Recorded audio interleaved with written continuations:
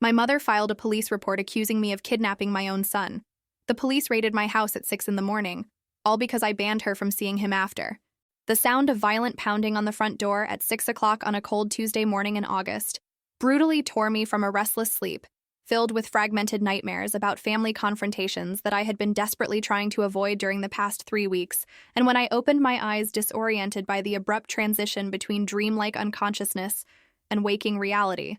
The first thing my confused mind could process was the authoritative and impatient voice of someone outside repeatedly shouting that it was the police and that I needed to immediately open that locked door,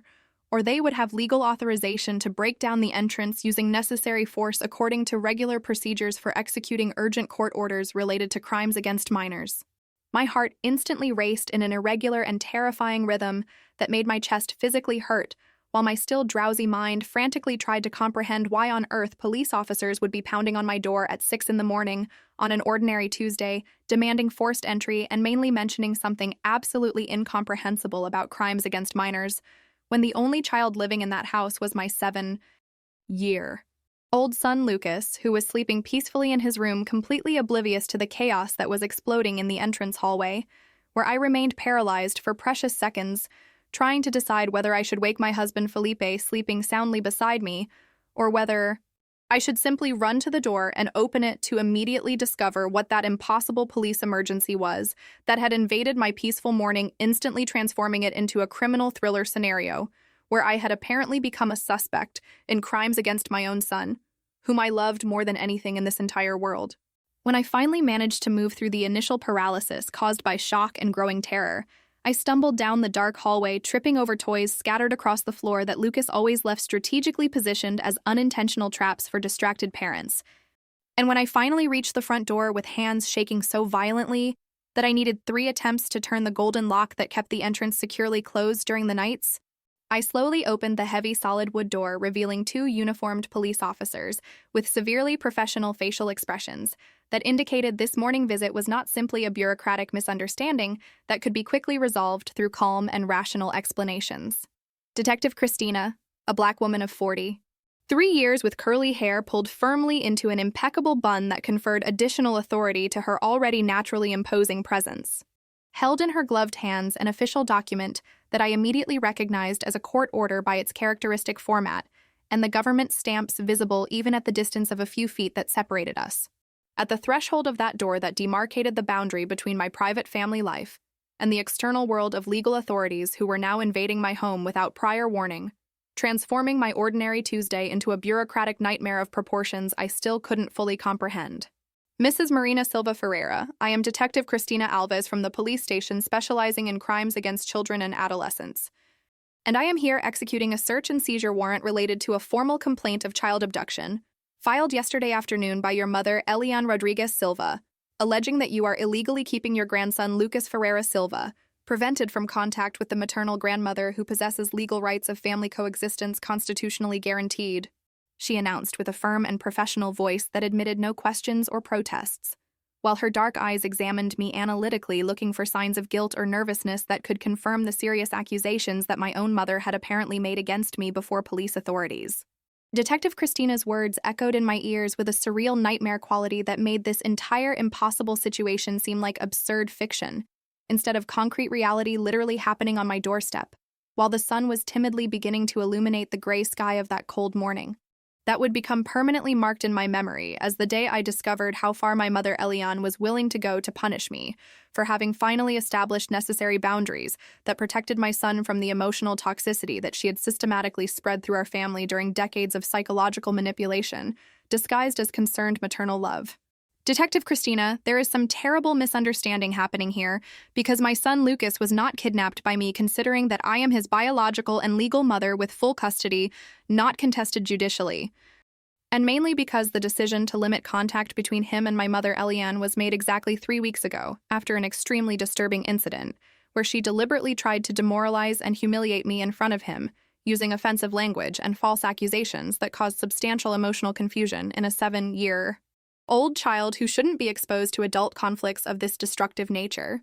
I managed to articulate with a trembling but determined voice while trying to control the growing panic that threatened to completely dominate me, transforming me into a hysterical mess, incapable of presenting rational defense against absurd accusations that my own mother had deliberately fabricated to punish me for having finally found the courage to protect my son from her toxic influence. Detective Christina's facial expression remained professionally neutral while she briefly consulted the official document she was holding.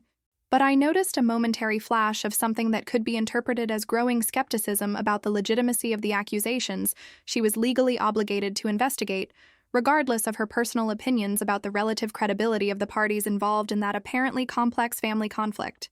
Mrs. Marina, I understand that this situation is extremely disturbing, especially considering the early morning hour of this unscheduled police visit. But I need to inform you that complaints involving alleged child abduction are treated with maximum priority by the judicial system regardless of family circumstances that may complicate the situation, and therefore I am legally obligated to personally verify the welfare of the child mentioned in the police report, and mainly to confirm that he is not being held against his will or illegally prevented from maintaining contact with family members who possess constitutional rights of coexistence, she explained with professional patience while her eyes moved quickly, examining the visible interior of the house, looking for signs of irregularities that could justify the concerns expressed in the police report that Elian had maliciously filed 24 hours earlier. May I come in to verify the conditions in which the child is living, and mainly to speak briefly with him about his current family situation? The detective asked formally, although it was obvious from her authoritative posture and the court order she was holding that this question was merely procedural courtesy, and not a genuine request that I had real freedom to refuse without facing immediate and potentially devastating legal consequences. I fully opened the solid wood door, allowing Detective Christina and her uniformed partner to enter the hallway, illuminated by the weak morning light that was timidly beginning to penetrate through the windows covered with heavy curtains that we kept closed during cold winter nights to preserve internal heat accumulated by the heating system that ran constantly during those freezing months of the year. Felipe had finally woken up, alerted by the sounds of multiple voices conversing in the entrance hallway, and when he appeared wearing wrinkled pajamas with a confused facial expression, mixed with growing concern upon perceiving the presence of uniformed police officers in our home at 6:15 on a Tuesday morning that should have been an ordinary day of work and school, I quickly walked to him and whispered an urgent summary of the impossible situation that was rapidly developing, transforming our peaceful morning into a formal police investigation about kidnapping accusations deliberately fabricated by my vindictive mother, who couldn't accept that I had finally established healthy boundaries protecting my son from the emotional toxicity she constantly represented through manipulative behaviors disguised as loving grandmother concern. Felipe, my mother filed a police report yesterday alleging that I'm keeping Lucas kidnapped, preventing her contact with him, and now the police are here to verify if the accusations are true, and mainly to assess if our son is in a risk situation that justifies intervention by child protection authorities. I explained quickly while observing Detective Christina slowly walking down the hallway, examining family photographs hung on the walls, and mainly observing details about general cleanliness and organization of the house that could indicate parental negligence or inadequate child-rearing conditions that might partially support the concerns expressed in the malicious police report. Felipe reacted with an expression of absolute incredulity, mixed with growing fury directed specifically against Elian, who had escalated our private family conflict to the level of official police intervention involving false accusations of serious crimes against minors that could potentially result in devastating legal consequences, including temporary or permanent loss of custody of our son, if the authorities decided he was genuinely at risk under our parental care. Marina, your mother has completely lost her mind if she thinks she can use the police system as a tool of personal revenge against you for having finally established necessary boundaries that protect Lucas from her toxic influence. He whispered with a controlled but clearly tense voice, revealing substantial effort to maintain appropriate composure in the presence of the police authorities who were formally investigating our family situation. We need to immediately contact a family law attorney to guide us on how to proceed legally against these false accusations, and mainly on how to protect ourselves from future attempts by Elian to use government authorities as weapons in a family conflict that she herself created through manipulative and emotionally abusive behavior that we finally decided we would no longer passively tolerate. Felipe's words were absolutely correct and reflected exactly the thoughts that were frantically racing through my own mind, while I observed Detective Christina conducting a systematic visual inspection of our house, looking for evidence that could sustain or refute the serious allegations contained in the police report that had transformed our ordinary Tuesday into a formal criminal investigation about supposed crimes we hadn't committed, except in Elian's distorted universe of perceptions, where establishing healthy boundaries was interpreted as an unjustified attack against her supposedly absolute rights of unrestricted access to her grandson, regardless of how her behavior negatively affected his emotional well-being. Detective Christina finally completed her preliminary visual inspection of the house and turned to face us with a facial expression that had softened slightly since the initial severity she had demonstrated on the doorstep minutes earlier,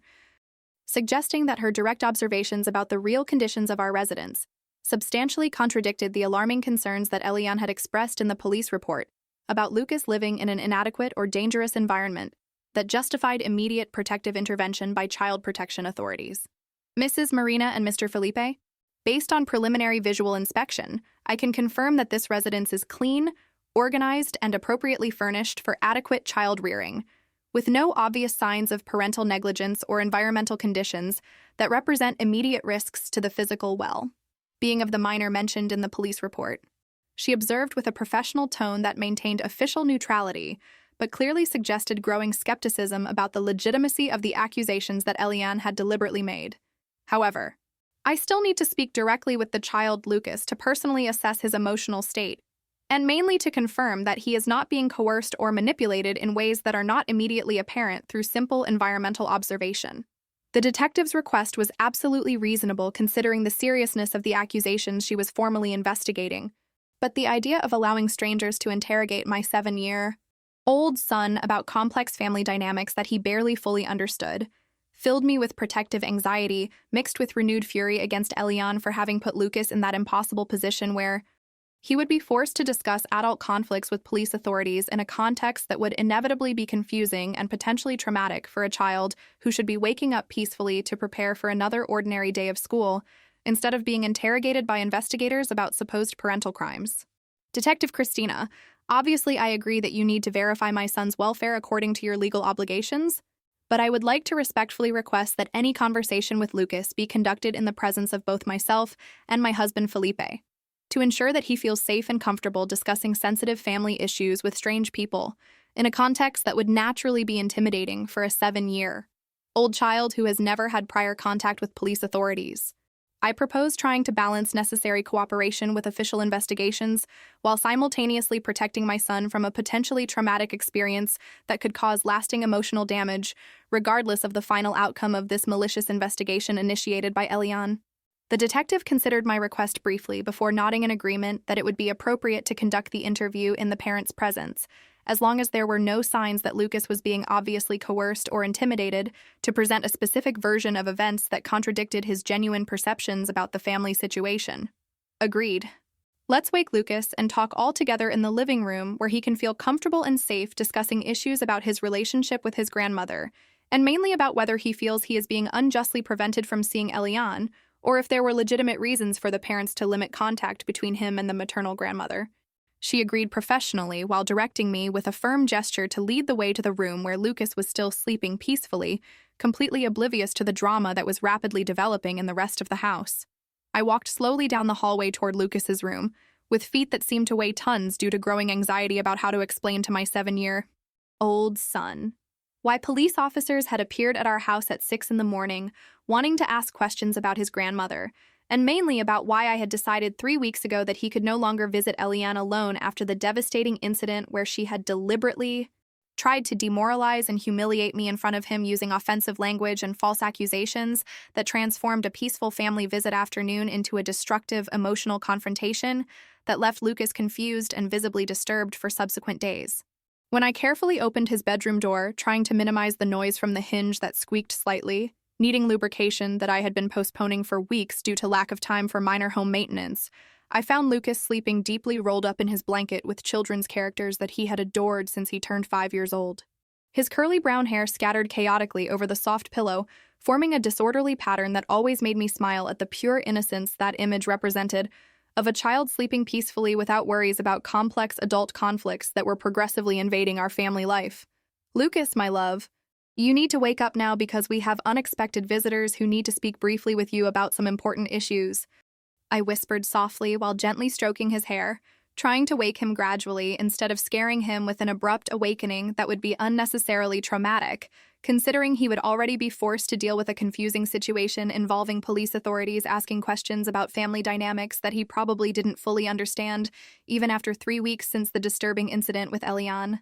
Lucas slowly opened his brown eyes, still heavy with sleep, and looked at me with a confused expression, mixed with childlike concern, upon perceiving from my tense voice and the unusual hour that something out of the ordinary was happening on this morning that should have been a routine Tuesday of school and work. "Mommy, why are you waking me so early? It hasn't even gotten light outside yet," he murmured sleepily, rubbing his eyes with small hands in an attempt to dispel the persistent sleep that made it difficult to focus adequately on the confusing situation that was developing.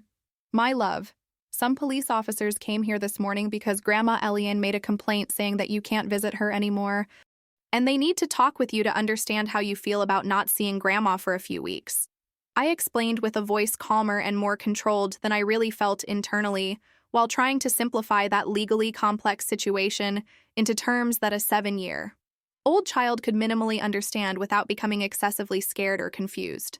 The mention of police officers made Lucas's eyes immediately widen with a mixture of childlike curiosity and growing apprehension as he slowly processed the implications of that unexpected information. "Police officers are here at our house. Did I do something wrong, Mommy?" he asked with a small voice revealing genuine concern that he might be in serious trouble that justified a visit from police authorities at 6:30 in the morning. "No, my love, you did absolutely nothing wrong. The police officers just want to make sure that you're happy and safe here at home with us, and mainly want to know if you miss seeing Grandma Eliane." I responded quickly to calm his fears while simultaneously mentally preparing strategies to ensure that the conversation with Detective Christina didn't transform into an intimidating interrogation that could emotionally traumatize my son because of Eliane's vindictive manipulations. When I finally brought Lucas to the living room, where Detective Christina and her partner awaited us, seated on the gray fabric sofa that dominated the center of that cozy space, decorated with family photographs and plants that I kept meticulously cared for as a therapeutic hobby on weekends, when I could finally escape the constant pressures of work as a project manager at a technology company that demanded almost full dedication during regular weeks. I observed my small son walking hesitantly by my side, firmly holding my hand with a force that revealed growing anxiety about that strange situation that had invaded our ordinary morning, transforming it into something he would probably remember for years as a defining childhood experience. Detective Christina smiled gently at Lucas in a visible attempt to seem less intimidating than her uniformed presence naturally suggested to a 7-year-old child who had probably only seen police officers on television or passing quickly through the streets during daily trips between home and school. "Hi, Lucas. My name is Christina, and I'm a police officer who works helping children to be happy and safe with their families," she began with a voice deliberately softened to create a less formal and potentially threatening atmosphere. "Your Grandma Eliane told me that you haven't seen each other for a few weeks, and she's worried missing you very much. So I came here to talk to understand how you're feeling about not seeing Grandma lately." The detective's approach was professionally appropriate for interviewing a small child about sensitive family issues, but even so, I felt every muscle in my body tense with protective anxiety about how Lucas would respond to those questions, and mainly about whether Eliane had somehow already tried to manipulate him previously through phone calls or messages that I was completely unaware of. Lucas looked briefly at me seeking approval before responding to the detective, and when I nodded encouragingly, he returned his attention to Christina and began to speak with that disarming honesty characteristic of small children who haven't yet fully learned to filter thoughts before verbalizing them publicly. "I like Grandma Eliane, but she was very mean to my mom the other day when we were visiting her. She said ugly things, calling Mommy bad names and saying that she doesn't take good care of me. And that made me very sad and confused because Mommy takes super good care of me, and I didn't understand why Grandma was being so mean," he explained with a childlike voice but surprisingly articulate for his age, revealing that the incident 3 weeks ago had in fact profoundly impacted his perception about the relationship with his maternal grandmother. "After we got home that day, I was worried thinking if Grandma was right saying that Mommy isn't a good mother. But then I talked with Daddy and he explained to me that Grandma was just upset and said things that weren't true because sometimes adults fight like kids fight at school but using words instead of pushing." Lucas's explanation was simultaneously comforting by demonstrating that he at least partially understood that Eliane's accusations were false and unjustified. but also painfully revealing about how much that incident had emotionally affected a child who should be protected from destructive adult conflicts instead of being placed in the middle of them as an involuntary witness to manipulative and emotionally abusive behavior disguised as loving grandmother concern. Detective Christina listened attentively to Lucas's narrative, making occasional notes in a small notebook that she kept open on her lap. And from her facial expression, it was evident that the honest words of a 7-year-old child were painting a very different picture from the one that Eliane had presented in the police report, alleging that I was keeping Lucas kidnapped unjustly, preventing healthy contact between grandson and devoted grandmother. Lucas, do you miss seeing your grandma Eliane, or are you calmer not visiting her for now? The detective asked directly with a gentle tone, but clearly seeking to understand if the child was genuinely suffering from the grandmother's absence, or if in fact he was more relieved not to be temporarily exposed to an emotionally toxic environment that the incident 3 weeks ago had revealed existed in the visits that I had previously allowed, naively believing that Eliane would be capable of maintaining appropriate behavior in the grandson's presence, even if she maintained resentments toward me for unresolved issues from our complex family history.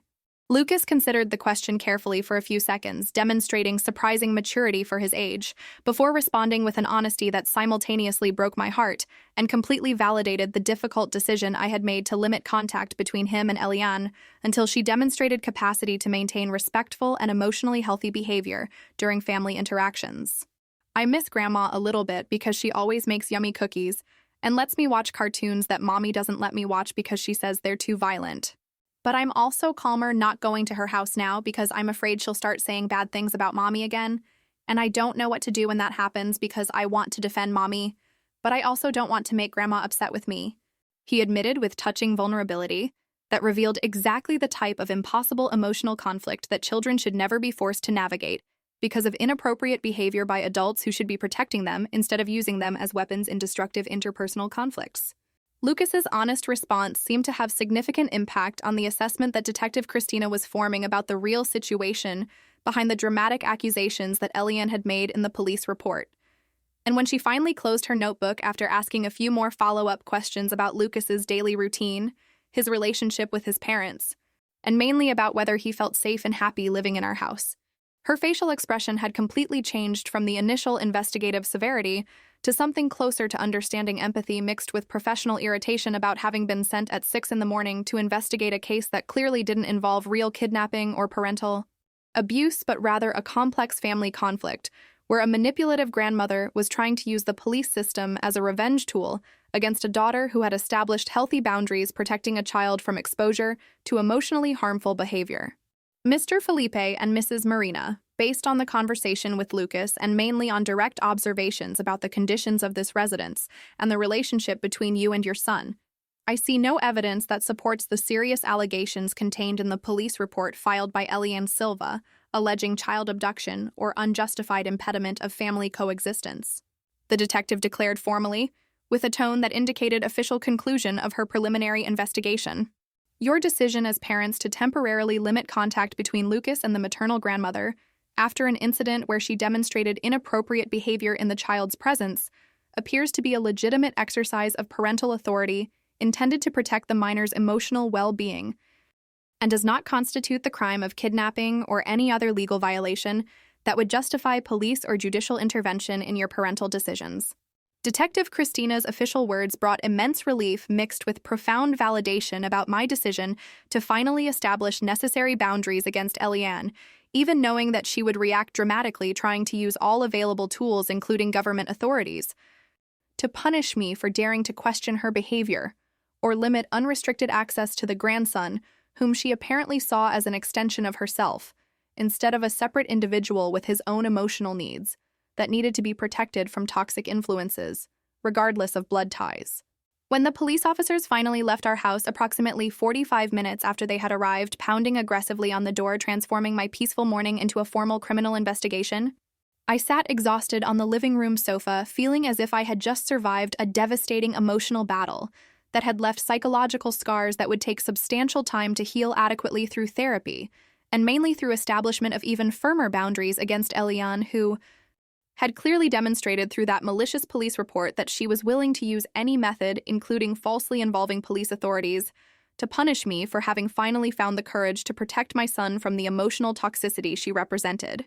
Felipe sat beside me, placing a comforting arm around my shoulders, trembling slightly from the adrenaline discharge that was finally dissipating as the immediate danger of losing custody of Lucas due to false accusations became progressively less likely based on Detective Christina's clear assessment of the real situation versus the distorted narrative that Elian had presented to the authorities. Marina, you made absolutely the right decision 3 weeks ago by establishing boundaries against your mother after that disturbing incident. And the fact that she reacted by filing a false police report alleging kidnapping only confirms that you were right about her being an emotionally harmful influence for Lucas, who needs to be kept at a safe distance until she demonstrates capacity to maintain respectful and appropriate behavior during family interactions. Felipe declared with firm conviction that helped me process the residual guilt I still felt despite all objective evidence validating my parental decisions. Now we need to take proactive legal measures to protect ourselves from future malicious attempts by your mother to use authorities as weapons against you, including filing for a protective order that limits her contact with us, and mainly consulting a family law attorney about how to formally document this entire history of manipulative behavior to ensure we have legal records in case she tries to escalate this conflict even further through other means that could be equally destructive or potentially harmful to Lucas's emotional stability. Felipe's practical suggestions were absolutely necessary, but thinking about transforming that private family conflict into a formal legal battle, involving protective orders and official documentation of harmful maternal behavior,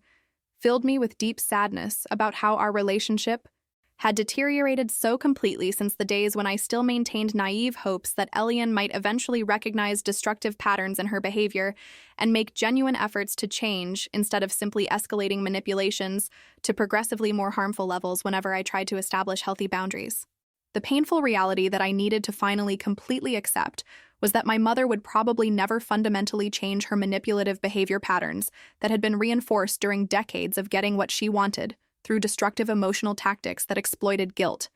fear, and mainly misdirected family loyalty of people around her who preferred to yield to her irrational demands instead of facing consequences of establishing necessary boundaries.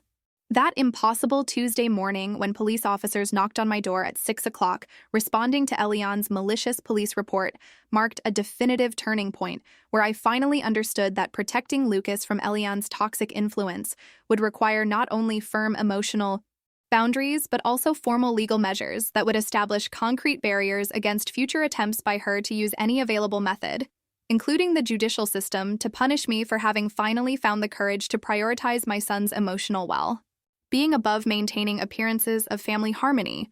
that had long ago been merely a facade masking profoundly dysfunctional dynamics that I had passively tolerated during 38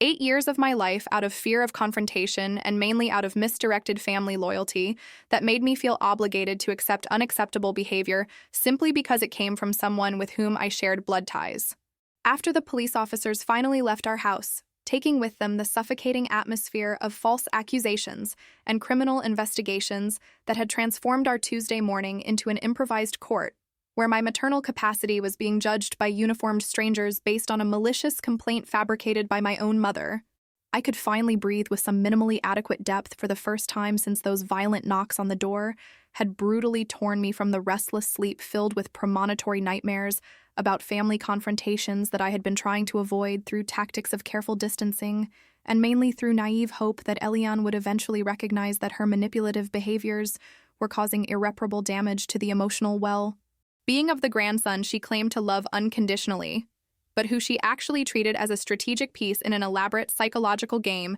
intended to maintain absolute control over all family members, regardless of the devastating consequences her manipulations caused in the lives of people who should be protected by genuine maternal love, instead of being constantly wounded by emotionally abusive tactics disguised as devoted grandmother concern. Felipe had taken Lucas back to his room after the police authorities' departure, patiently explaining to our confused son that the police officers had simply verified that he was happy and safe with us according to routine procedures that sometimes happen when someone makes a concerned complaint about a child's welfare, strategically omitting the disturbing details about how his maternal grandmother had deliberately filed a false police report alleging kidnapping in a vindictive attempt to use the judicial system as a weapon against me, for having finally established necessary boundaries that protected Lucas from continued exposure to toxic behaviors that were progressively harming his healthy emotional development during crucial formative years when children should be building a sense of security and stability, instead of navigating psychological landmines planted by dysfunctional adults incapable of maintaining appropriate behavior in the presence of vulnerable minors. I sat heavily on the living room sofa, feeling every muscle in my body aching from the tension accumulated during those impossible 45 minutes of police interrogation disguised as child welfare verification. And when I finally allowed the repressed tears to begin flowing freely down my face, I discovered that I could no longer distinguish whether I was crying from relief at having survived that nightmare morning without devastating legal consequences. From deep sadness about the complete deterioration of the relationship with my mother, who had now crossed an irreversible line by falsely involving police authorities in a private family conflict, or mainly from growing fury against Elian for having put Lucas in that impossible position where a 7-year-old child was forced to discuss complex family dynamics with uniformed strangers in a context that would inevitably be confusing and potentially traumatic, regardless of how gentle and professional Detective Christina had been during an interview that should never have happened if my mother possessed even a minimal fragment of empathy or consideration for the impacts her vindictive actions would cause on the emotional well-being of the grandson she claimed to love more than anything in the entire world. Felipe returned silently from the bedroom area approximately 15 minutes later and sat beside me, placing a comforting arm around my shoulders, trembling slightly while I tried to emotionally process the magnitude of what had just happened and mainly begin to formulate an action plan about how to proceed, given the new and terrifying reality that my mother was willing to use literally any available method, including false criminal accusations, to punish me for having dared to question her behavior or limit unrestricted access to Lucas, whom she apparently saw as an extension of herself instead of a separate individual with his own emotional needs that needed to be protected from toxic influences regardless of blood ties that theoretically should guarantee loving and protective behavior, instead of systematic manipulation and deliberate emotional abuse. Marina, we need to talk honestly about the next steps we need to take to protect our family from future attempts by Elian to use government authorities as weapons against you. Felipe began with a carefully controlled voice, revealing substantial effort to maintain rational calm despite the fury I knew was boiling beneath that professional surface he maintained during family crises, to balance my tendency to react emotionally to stressful situations. The fact that she filed a false police report alleging kidnapping clearly demonstrates that she has escalated this conflict to a level where simple family distancing is no longer sufficient to adequately protect us from her manipulations. His words echoed exactly the thoughts that were already progressively forming in my own mind, while I slowly processed the full implications of that impossible morning. But hearing Felipe articulate those conclusions out loud made the situation frighteningly concrete, and mainly forced me to confront the reality that adequate protection of my family would require formal legal measures that would transform a private family conflict into a public judicial battle involving lawyers, official documentation of harmful maternal behavior, and mainly potential unwanted publicity about intimate aspects of our family life that I had always preferred to keep private, away from external scrutiny by government authorities or mainly curious neighbors and work colleagues who would inevitably make superficial judgments about complex family dynamics they wouldn't fully understand without extensive historical context about Elian's behavioral patterns developed during decades of systematic manipulation that I had passively tolerated until Lucas was born 7 years ago, completely transforming my priorities from maintaining family peace at any cost to unconditional protection of my son's emotional well-being above all other considerations, including preservation of a dysfunctional relationship with a mother who seemed incapable of recognizing the damage her behavior caused to the people around her.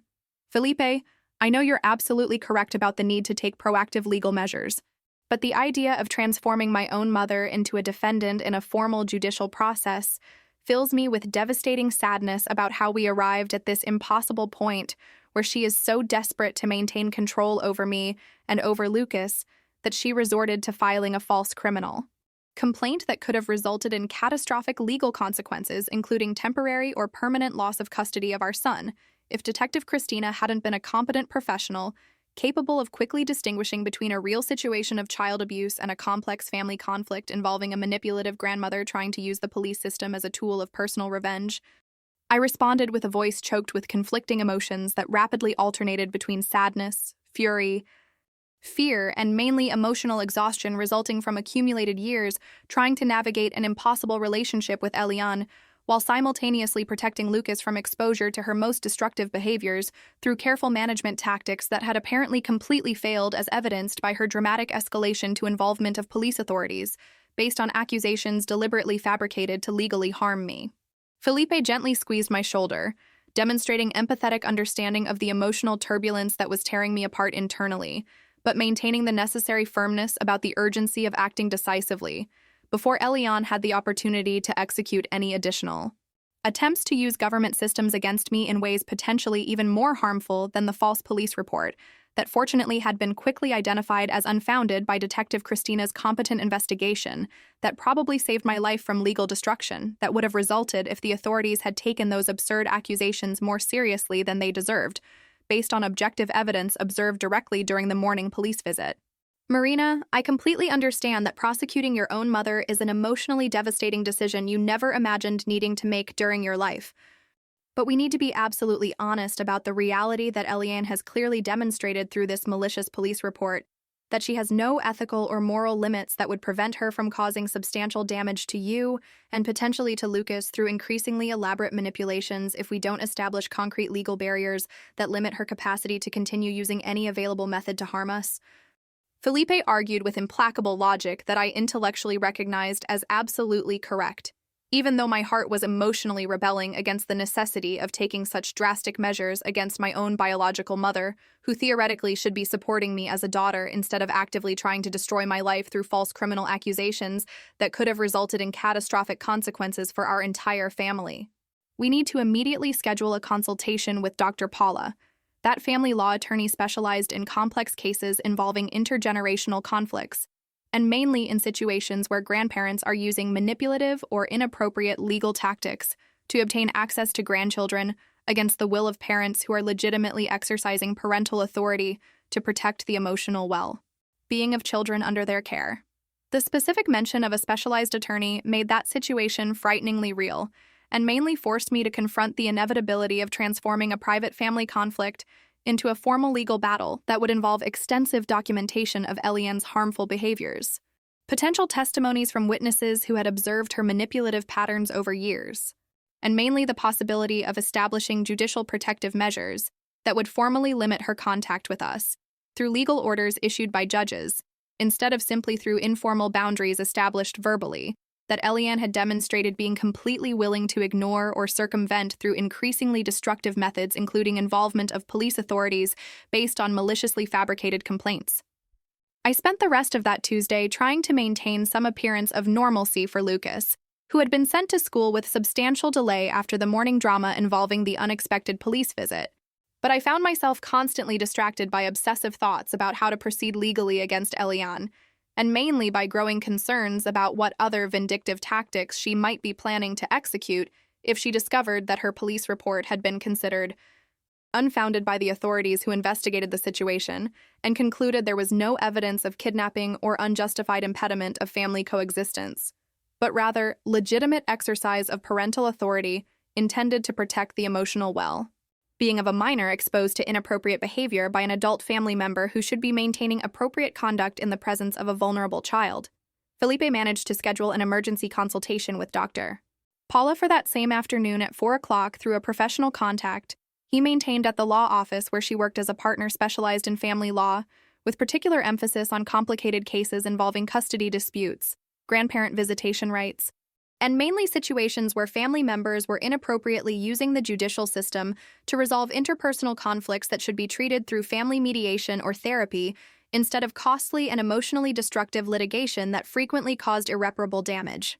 And mainly situations where family members were inappropriately using the judicial system to resolve interpersonal conflicts that should be treated through family mediation or therapy instead of costly and emotionally destructive litigation that frequently caused irreparable damage to family relationships that could have been saved through less adversarial interventions if all parties involved demonstrated genuine willingness for honest communication and mutual compromise about the priority welfare of children affected by adult conflicts that should never have escalated to such destructive levels as involvement of police authorities or formal judicial processes. The law office where Dr. Paula maintained her professional practice was located in a modern commercial building in the business district of the city, with an imposing lobby professionally decorated, conveying simultaneously prosperity and seriousness that characterized established legal firms specializing in complex cases involving high-risk family disputes where professional reputations and mainly the welfare of vulnerable children depended on substantial legal expertise combined with the emotional sensitivity necessary to navigate psychologically delicate territories where fundamental family relationships were being irreparably damaged by conflicts that had escalated far beyond normal disagreements to enter the territory of formal legal warfare, with potential to cause lasting trauma to all parties involved, especially the minors who should be protected from exposure to destructive judicial battles between adults supposedly responsible for ensuring their safety and emotional stability. When Felipe and I arrived at her office at 3:50 that Tuesday afternoon, that had begun with a police nightmare at 6 in the morning, and that now continued through the anguishing necessity of consulting a specialized attorney about how to legally protect our family from future vindictive manipulations by Eliane, we were received by a professional receptionist who immediately conducted us through elegantly decorated hallways to a private meeting room where Dr. Paula already awaited us seated behind an organized desk covered with folders, legal documents, and mainly a facial expression that combined professional competence with genuine empathy, characteristic of specialized lawyers who had developed both technical and emotional skills necessary to effectively deal with clients traumatized by family situations that had deteriorated so completely that formal legal intervention had become the only viable option to protect the welfare of vulnerable people against destructive behaviors by family members who should be offering love and support instead of deliberately causing harm through increasingly harmful tactics. Dr. Paula was a woman of 46 years with dyed blonde hair carefully arranged in a conservative professional style, wearing an impeccably fitted dark gray suit that conveyed legal authority mixed with personal accessibility, of innocent children whose lives were being irremediably affected by adult conflicts in which they had no voluntary participation, but whose consequences they would probably carry for decades, through traumas that would influence their own relationship patterns when they eventually became adults forming their own families. Mr. Felipe and Mrs. Marina, thank you for managing to come on short notice for this emergency consultation, and I want to begin by guaranteeing that everything we discuss here is protected by attorney-client professional confidentiality, so that you can feel completely free to share all relevant details about the family situation you're facing, without concerns about confidentiality of the sensitive information I'll need to know to be able to adequately guide you on the best legal strategies available to protect your family. She began with a professional but welcoming voice that immediately made me feel slightly less anxious about the necessity of revealing intimate and frequently embarrassing aspects of my dysfunctional family dynamic with Eliane to a complete stranger who would now be responsible for helping me navigate completely unknown legal territory that I had never imagined needing to explore during my carefully planned life. Felipe took the initiative to briefly explain the situation that had brought us to that office on that gray Tuesday afternoon,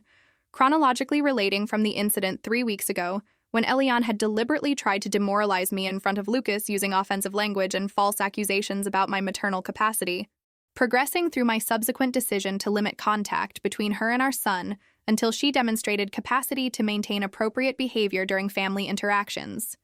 and dramatically culminating in the malicious police report she had filed yesterday, falsely alleging child abduction that resulted in the terrifying police visit at 6 in the morning today, when Detective Christina and her partner had appeared with a court order to verify Lucas's welfare and investigate serious accusations that fortunately had been quickly identified as unfounded, after direct observation of the real conditions of our residence, and mainly after an honest interview with Lucas, who confirmed that the decision to limit contact with his grandmother had been a legitimate exercise of parental authority intended to protect his emotional well-being instead of criminal kidnapping, as Eliane had maliciously alleged, trying to use the police system as a vindictive weapon against me for having dared to establish necessary boundaries against her toxic behaviors. During Felipe's entire detailed explanation that lasted approximately 15 minutes, including historical context about Eliane's manipulative patterns developed during decades of our dysfunctional maternal relationship, Dr. Paula made meticulous notes on a laptop open on her desk,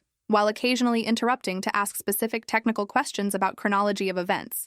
existence of witnesses who had witnessed Eliane's inappropriate behaviors, available documentation including copies of her police report and Detective Christina's report on the police investigation,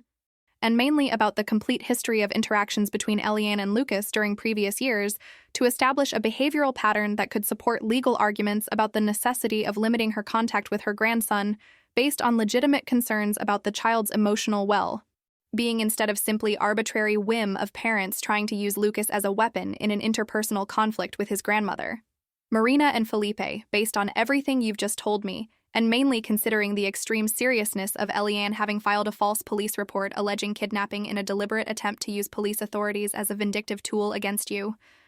my immediate and urgent professional recommendation is that you file for an emergency protective order that formally establishes legal limits on Eliane's contact with your family, while we simultaneously initiate a more comprehensive process to extensively document the entire history of her manipulative and emotionally harmful behaviors that justify lasting restrictions on her visitation rights with Lucas. Dr. Paula declared with professional authority that made those legal recommendations frighteningly concrete,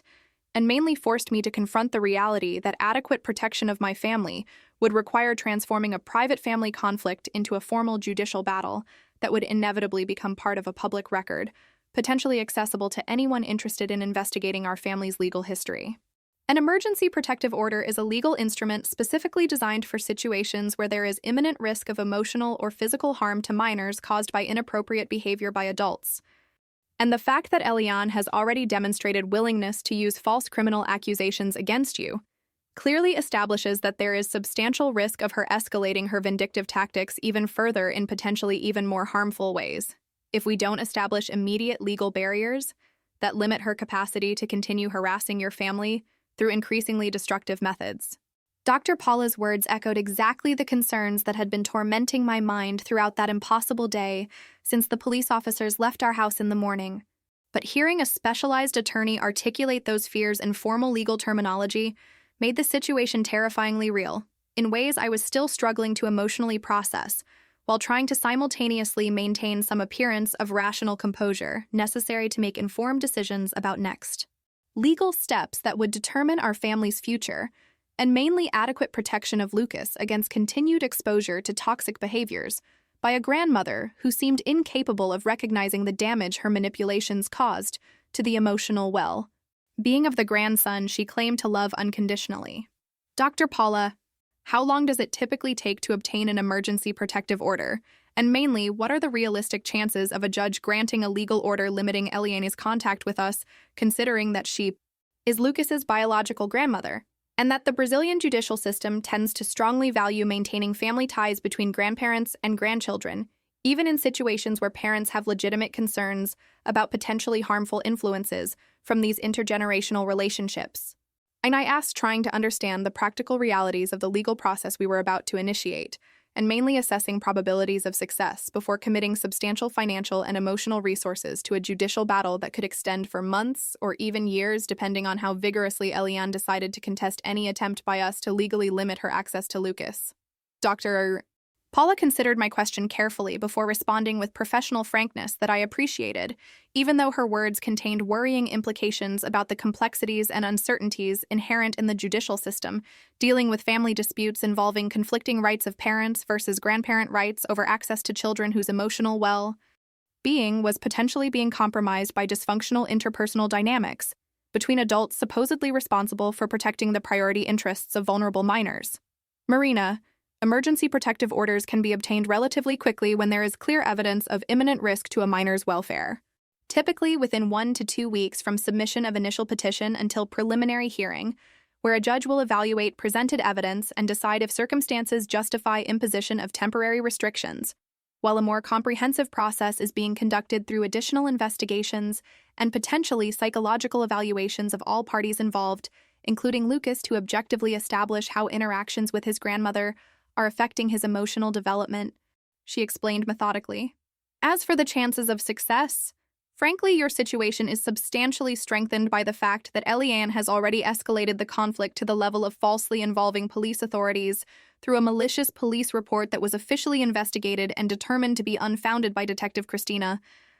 because this establishes a documented pattern of manipulative and potentially harmful behavior by her that goes far beyond normal family disagreements to enter the territory of vindictive tactics that demonstrate flagrant disrespect for the emotional well being of both you and mainly Lucas, who was placed in the impossible position of having to discuss complex family dynamics with police authorities in an inevitably confusing and potentially traumatic context for a 7-year-old child. Dr. Paula's technical analysis about the relative strengths and weaknesses of our legal position brought some relief mixed with profound validation that the decisions I had made during the past 3 weeks about establishing boundaries against Elian were not simply exaggerated emotional reactions, as my mother would probably allege if the situation progressed to formal litigation, but rather legitimate and legally defensible exercises of parental authority, specifically intended to protect the emotional well. Being of a minor under my care against exposure to inappropriate behaviors by an adult who should be maintaining appropriate conduct in the presence of a vulnerable child,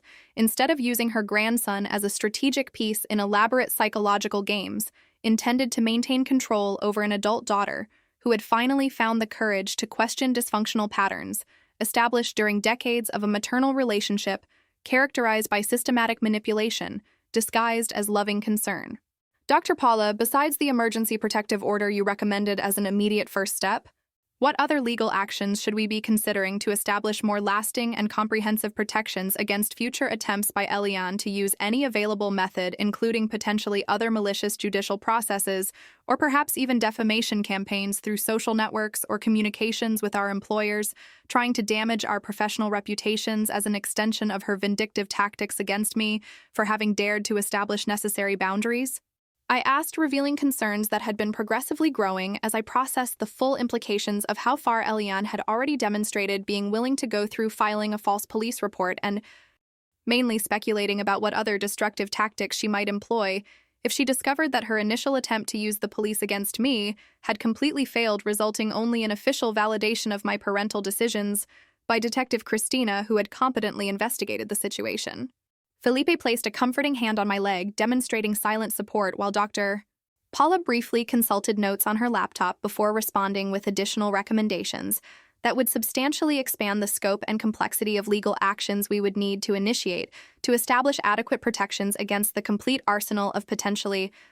destructive tactics that Elian could employ as the conflict continued escalating through multiple fronts, including not only direct disputes about visitation rights with Lucas, but also potentially broader campaigns intended to damage our personal and professional reputations as a form of indirect punishment for having challenged her authority over our family. Marina, besides the emergency protective order focused specifically on establishing limits on Elian's physical contact with Lucas and with you,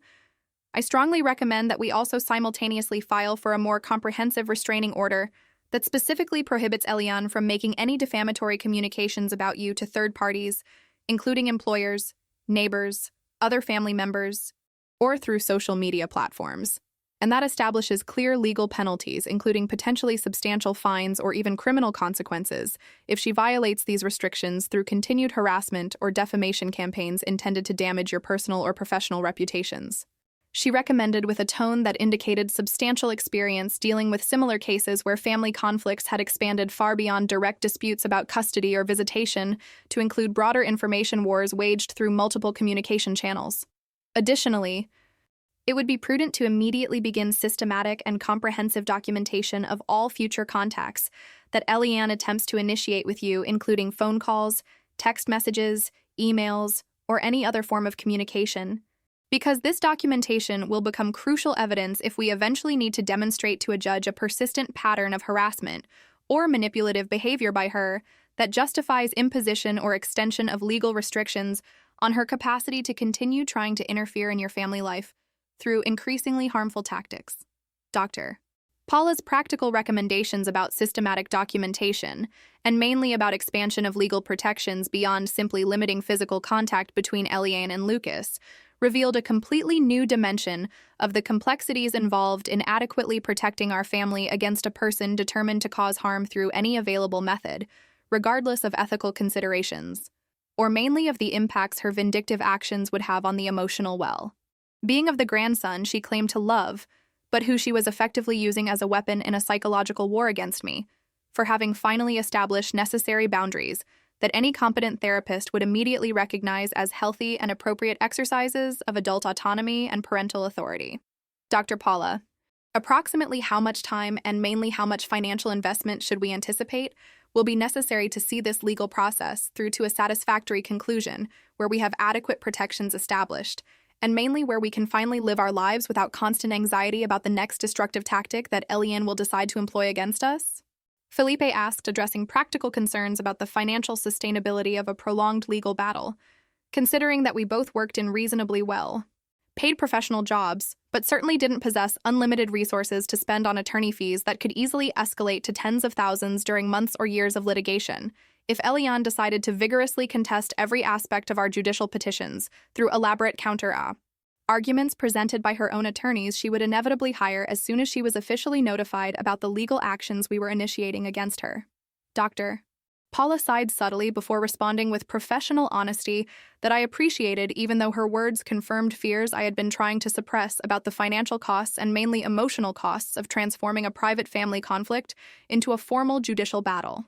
That would consume substantial energy during a prolonged period, when that energy should be being directed toward creating happy memories with Lucas, instead of navigating the stressful complexities of the legal system, dealing with disputes about grandparent rights versus parental rights. Felipe and Marina, to be completely honest about realistic expectations, cases involving disputes about grandparent visitation rights typically take between 6 months to 2 years to be completely resolved, depending on how vigorously the contesting party decides to fight against proposed restrictions, and mainly depending on the speed with which the local judicial system processes family law cases that unfortunately frequently face substantial delays due to chronic overload of courts dealing with high volumes of similar disputes. She explained with compassionate frankness. As for financial costs, a conservative estimate for a process of this nature, including preparation of all initial petitions, representation at multiple judicial hearings, potential need to hire experts, including child psychologists, to conduct evaluations of Lucas, and testify about emotional impacts of interactions with his grandmother, and mainly preparation for the possibility of the process extending through multiple appeals, if Eliane contests initial decisions unfavorable to her, would probably be in the range of $20,000 to $40,000, distributed over the total duration of the process depending on how many complications arise during litigation. The magnitude of the financial costs that Dr. Paula was projecting made me swallow hard while processing the implications of those numbers on our carefully planned family budget. But simultaneously, I recognized that adequate protection of Lucas against continued exposure to Eliane's toxic behaviors was worth any necessary financial sacrifice, even if it meant postponing other important plans like the kitchen remodel we had been planning for 2 years, or the beach vacation trip we had promised Lucas as a reward for excellent performance at school during the previous school year.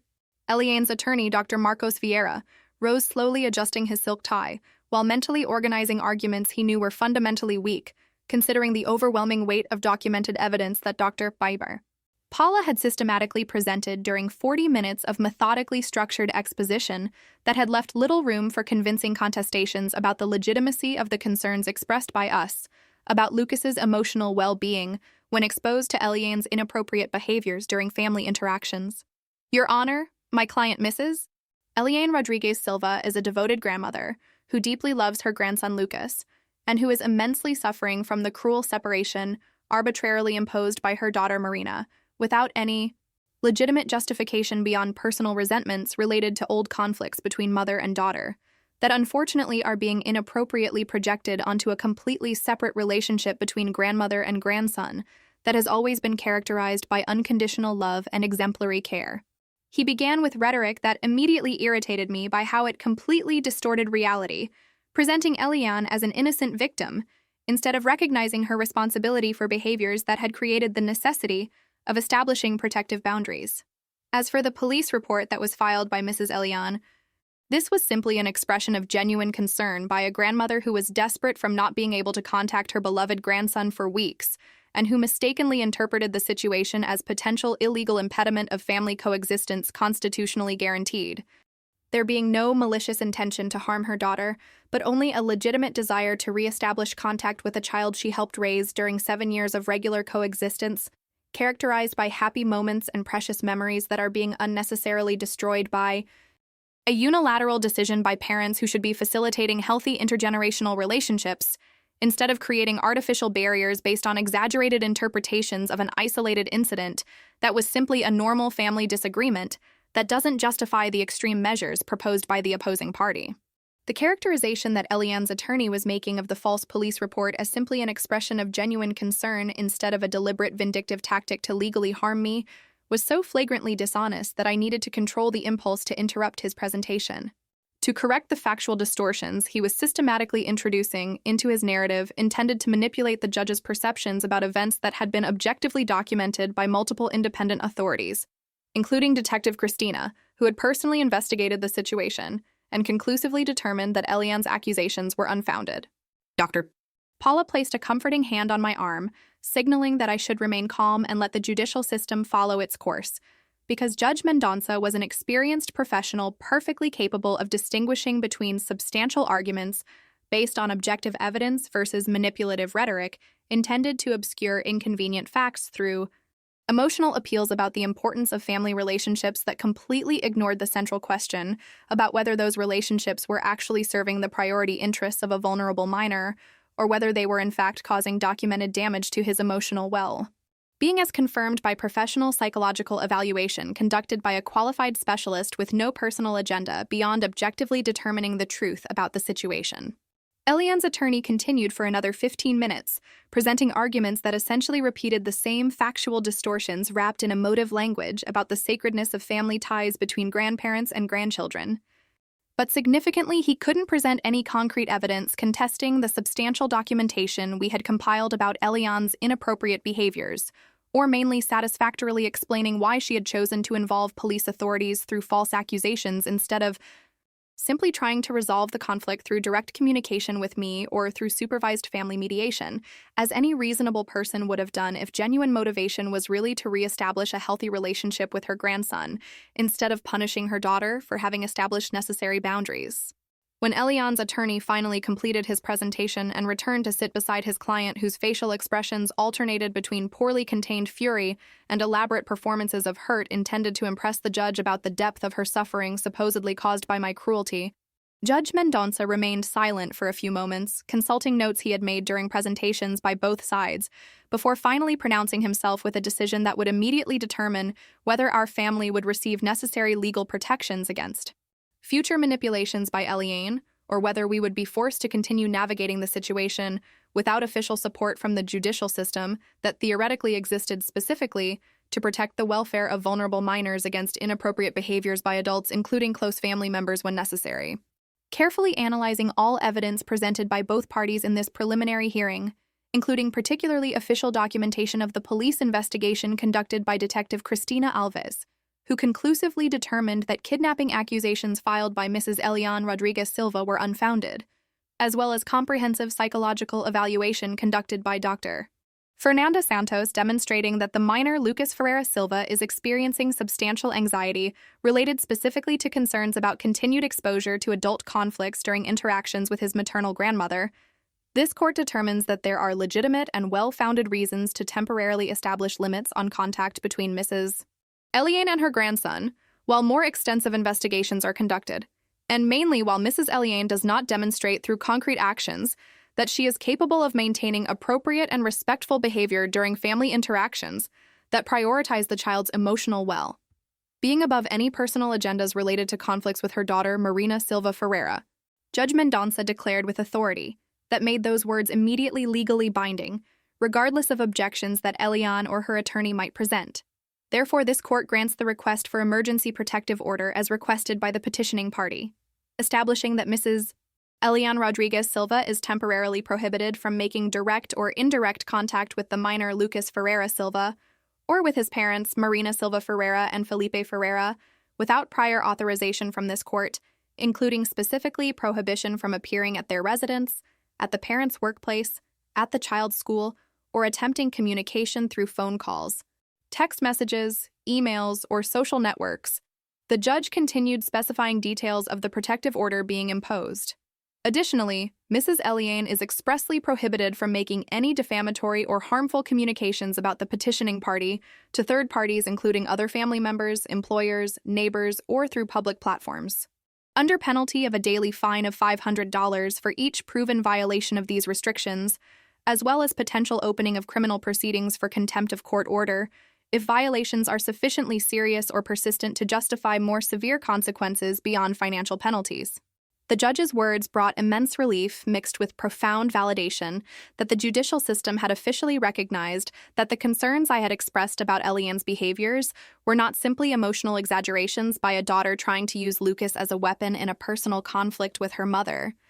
but rather legitimate concerns based on objective evidence about real risks to the emotional well-being of a vulnerable child who deserved priority protection from the legal system, regardless of complexities involved in establishing boundaries against a close family member who theoretically should be offering love and support instead of causing harm through inappropriate behaviors. This protective order will remain in effect for an initial period of 6 months, during which Mrs. Eliane will have the opportunity to demonstrate through mandatory participation in individual therapy focused specifically on development of healthy communication skills and mainly on understanding appropriate boundaries during family interactions, that she is willing and capable of maintaining respectful behavior that prioritizes her grandson's emotional well-being above any personal agenda related to conflicts with her daughter. Judge Mendonça continued establishing conditions under which Eliane could eventually have the opportunity to re-establish supervised contact with Lucas if she demonstrated genuine progress in modifying behavioral patterns that had created the necessity of establishing legal protections.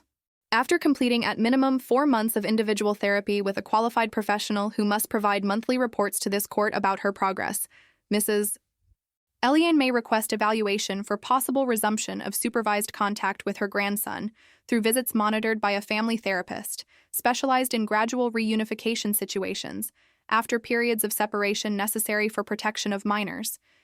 But any decision about authorizing resumption of contact will be based strictly on objective evaluation by qualified professionals about whether risks to the child's emotional well-being have been adequately mitigated through genuine and sustainable behavioral changes demonstrated by Mrs. Eliane instead of simply through verbal promises or temporary performances intended to impress authorities without reflecting authentic transformation of problematic interpersonal patterns. The detailed conditions that the judge was establishing revealed his sophisticated understanding about the complexities involved in situations where family relationships had become sufficiently dysfunctional to require legal intervention,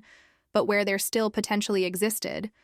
possibility of eventual reconciliation if the problematic party demonstrated genuine willingness for change, instead of simply continuing to deny responsibility for behaviors that had created the necessity of establishing protective boundaries. When the hearing was finally concluded after Judge Mendonça had given final instructions about reporting procedures that would need to be followed during the protective order's period of validity, and mainly about penalties that would be imposed if Eliane violated any aspect of the restrictions established by the judicial order,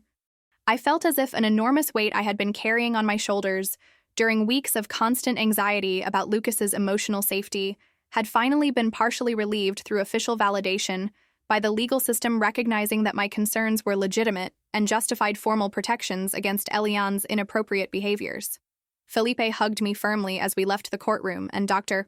Paula congratulated us for having had the courage to take necessary measures to protect our family, even knowing this meant transforming a private conflict into a public legal battle that would inevitably cause additional damage to family relationships that were already severely compromised by decades of dysfunctional dynamics. Eliane observed us leaving with an expression that combined absolute fury with something that could be interpreted as genuine shock that the judicial system hadn't automatically favored her position, based simply on status as biological grandmother, but had instead objectively evaluated the evidence and determined that her behaviors justified imposition of legal restrictions intended to protect the welfare of a vulnerable minor against continued exposure to potentially harmful influences. In the months following that transformative hearing, our family life gradually stabilized into a new normality, characterized by absence of constant anxiety about the next manipulation that Eliane would try to execute against us, and mainly by the capacity finally to focus emotional energy on creating happy memories with Lucas,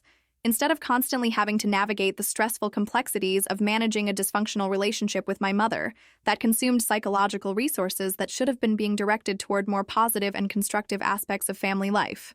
Lucas flourished visibly during that protected period, with his teacher at school reporting substantial improvements in academic concentration and mainly in social interactions with classmates, as the anxiety he had been carrying about potential exposure to adult conflicts was progressively dissipating through consistent reassurances that he was safe and protected, and that he wouldn't be forced to witness destructive confrontations between adults supposedly responsible for ensuring his welfare. Regular therapy sessions with Dr. Fernanda Santos helped Lucas emotionally process the confusing experiences he had lived during the period when he was being exposed to Elian's inappropriate behaviors, and mainly helped him develop appropriate understanding about the fact that establishing boundaries against people we love is sometimes necessary to protect our own emotional health, and that genuine love respects boundaries instead of constantly trying to violate them through manipulations or emotional pressures intended to make us feel guilty for prioritizing our own well-being.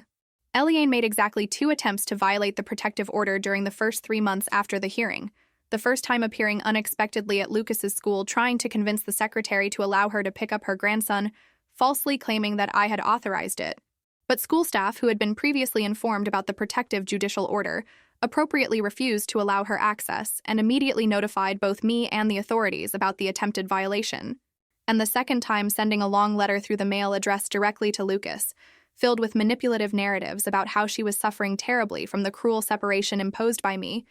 and about how she loved him more than anything in the entire world. A letter I intercepted before Lucas could read it, and that I immediately delivered to Dr. Paula, who submitted to the court as evidence of violation of the judicial order, resulting in imposition of a $3,000 fine against Eliane, according to penalties established by Judge Mendonça. After that second violation and substantial fine that resulted, Eliane apparently finally understood that the judicial system took seriously the protections it had established, and that continuing to try to circumvent restrictions would result only in progressively more severe consequences, including potentially criminal proceedings for contempt if she persisted in disrespecting legally binding orders issued by competent judicial authority. 6 months passed since that impossible Tuesday morning when police officers knocked on my door at 6 o'clock, responding to Eliane's malicious police report, and during that period our family had traversed an extraordinarily difficult, but ultimately transformative emotional journey that taught me fundamental lessons about the importance of establishing and maintaining healthy boundaries, even against people we love when their behaviors become harmful to our well-being, or mainly to the well-being of vulnerable children under our care, who depend completely on us for protection against toxic influences regardless of the family origin of those influences. I learned painfully, but definitively, that genuine love doesn't require unconditional acceptance of inappropriate behaviors simply because they come from close family members. And that establishing appropriate boundaries is actually an expression of healthy self-love and mainly responsible parental love when those boundaries protect children against exposure to interpersonal dynamics that cause documented damage to their emotional development. I also learned that the judicial system, despite all its imperfections and frustrating slowness, can effectively serve as a valuable resource for families who need formal support, establishing protections against destructive behaviors by family members who refuse to respect boundaries established verbally, and who persist in manipulative or vindictive tactics intended to punish people for having the courage to prioritize their own well-being and that of children under their care above maintaining appearances of family harmony that mask profoundly dysfunctional dynamics. Most important of all, I learned through that devastating but ultimately liberating experience that I am stronger than I believed was possible, and that I have the capacity not only to establish necessary boundaries against toxic behaviors, but mainly to maintain those boundaries firmly, even when I face intense pressures from multiple directions, including from other family members like Roberto, who prefer cowardly appeasement instead of courageous defense of vulnerable people against inappropriate behaviors by problematic family members. Lucas taught me through his impressive resilience and capacity to flourish, when adequately protected against exposure to destructive adult conflicts, that children are simultaneously more vulnerable and stronger than we frequently recognize, and that investment in protecting their emotional well-being during crucial formative years pays immeasurable dividends in terms of healthy development that will establish foundations for functional future relationships when they eventually become adults forming their own families. Felipe taught me through his unwavering support during all the most difficult moments of that journey that genuine partnerships involve defending each other consistently, even when it means confronting family members of origin and establishing clear boundaries about behaviors that will be tolerated within the family nucleus we built together, through conscious choices instead of simply through biological accidents of birth. Today, 6 months after that transformative judicial hearing, I can finally say with genuine confidence that I made the right decisions, establishing boundaries against Eliane, and mainly seeking formal legal protections, when she demonstrated through the malicious police report that she was willing to escalate the conflict to destructive levels that threatened Lucas's well-being instead of simply accepting that I had established legitimate parental boundaries, intended to protect my son against exposure to her inappropriate behaviors. Our family is stronger, healthier, and mainly happier than we were 6 months ago, when we lived under constant anxiety about the next manipulation that Eliane would try to execute, and Lucas is flourishing academically, socially and emotionally in ways that objectively confirm that the decisions I made, prioritizing his being above maintaining a dysfunctional relationship with his grandmother, were absolutely correct regardless of how painful they were to implement or how much criticism I received from people like Roberto, who valued appearances of family harmony above genuine protection of vulnerable children. I don't know if Eliane will eventually complete the mandatory therapy that Judge Mendonça established as a condition for possible resumption of supervised contact with Lucas, or if she will demonstrate genuine behavioral changes sufficient to justify gradually allowing limited and carefully monitored interactions between her and her grandson. But what I know with absolute certainty is that any future decisions about reestablishing contact will be based strictly on objective evidence about authentic transformation of her behavioral patterns, instead of simply on verbal promises or temporary performances intended to impress authorities, and that Lucas's emotional well-being will always remain as the absolute priority above all other considerations, including my own residual feelings of guilt or sadness about the complete deterioration of the relationship with my mother that will never be restored to any semblance of normality, even if she eventually demonstrates capacity to maintain appropriate behavior during supervised interactions with her grandson. The journey I traversed during those impossible 6 months, from the morning when police officers knocked on my door until today, when I can finally breathe peacefully, knowing that my family is legally protected against future manipulations by Eliane, has fundamentally transformed me as a person, as a mother, and mainly as a woman who finally learned through painful but necessary experiences that establishing healthy boundaries is not selfishness, but rather essential self-love and responsible parental love that serves the priority interests of vulnerable children who depend completely on adults for protection against toxic influences that can cause lasting damage to their emotional development during crucial formative years. If you are facing a similar situation where you need to establish boundaries against a problematic family member who is causing damage to your well-being or mainly to the well-being of children under your care, I want you to know that you are not alone in this fight, that your concerns are valid regardless of how frequently others try to minimize them or characterize them as emotional exaggerations, and that seeking formal legal protections when necessary is not failure but rather courage to prioritize protection of vulnerable people above maintaining appearances of family harmony that mask destructive dynamics that harm everyone involved, especially the children who deserve to grow up in environments characterized by stability, security, and genuine love that respects boundaries instead of constantly trying to violate them through elaborate manipulations. Did you like Marina's story? Then subscribe to the channel, leave your like and comment where you're watching from. Your opinion is very important to me. Oh, and there's another incredible story waiting for you here on the screen. Click there because I'll be waiting for you in the next video.